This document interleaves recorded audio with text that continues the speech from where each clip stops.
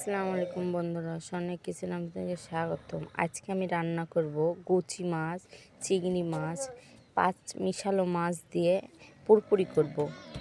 প্রথমে আমি বেগুন আর আলু চিকন চিকন করে কেটে নিয়েছি, এখন কড়াইতে দিয়ে দেব।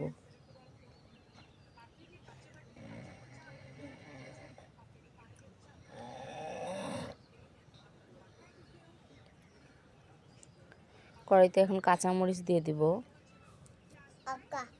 পেঁয়াজ, কড়াইতে এখন পেঁয়াজ দিয়ে দিলাম। একটু পেঁয়াজ একটু বেশিই দিব, মাছের পুরপুরিতে একটু পেঁয়াজ বেশি লাগে।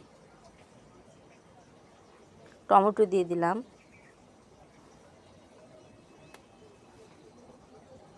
লবণ, মরিচের গুঁড়া আপনারা যেরকম যে ঝাল খান সেরকম পরিমাণ দিবেন। আমরা একটু ঝাল বেশি খাই, জন্য একটু মরিচের গুঁড়া আর কাঁচামরিচ একটু বেশি করে দিয়েছি। আর সোয়াবিন তেল, একটু তেলের পরিমাপও বেশি লাগে ছোটো মাছ পুরপুরি করতে। আমি আদা রসুন দিয়ে দিলাম, তো এখন সুন্দর করে হাত দিয়ে মাখাই নেব।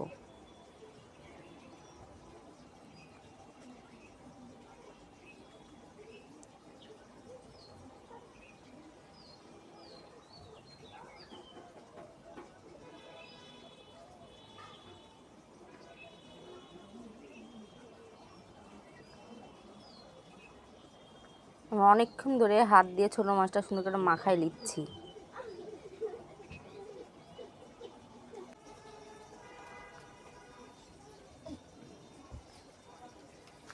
আমি ছোটো মাছটা সুন্দর করে মাখাই নিলাম।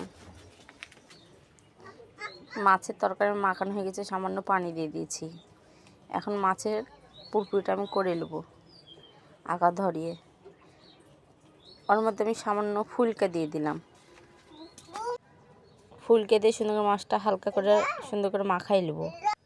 দেখেন মাছের তরকারিটা আমার মাখানো হয়ে গেছে, ফুটছে।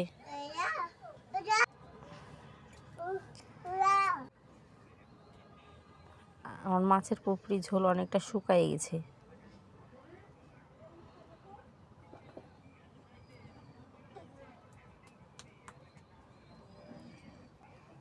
আমার মাছের পুরপুরি হয়ে গেছে, মাছের পুরপুরি থেকে সুন্দর তেল বাড়িয়ে গেছে। আমার মাছের পুরপুরি রান্না আপনাদের কাছে কেমন লাগলো অবশ্যই আমাকে কমেন্ট করে জানাবেন। আর দয়া করে আমার চ্যানেলটা একটু ফলো করে দিবেন, আর আমার রান্নাটা শেয়ার করে দিবেন। আসসালামু আলাইকুম।